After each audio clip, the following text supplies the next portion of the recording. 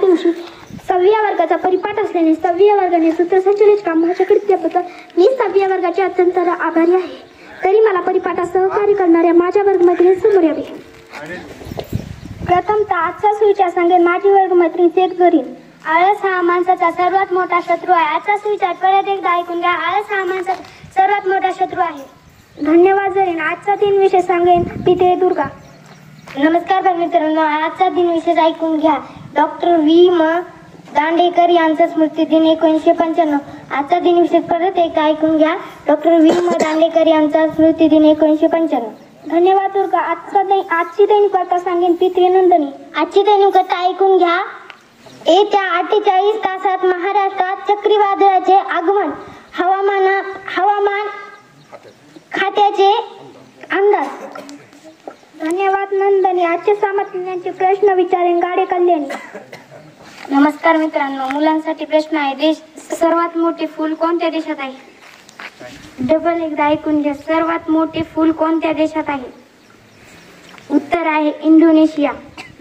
मुलींसाठी प्रश्न आहे की आपत्ती व्यवस्थापन प्रतिनिधी स्थापना केव्हा झाली? उत्तर आहे की 2005.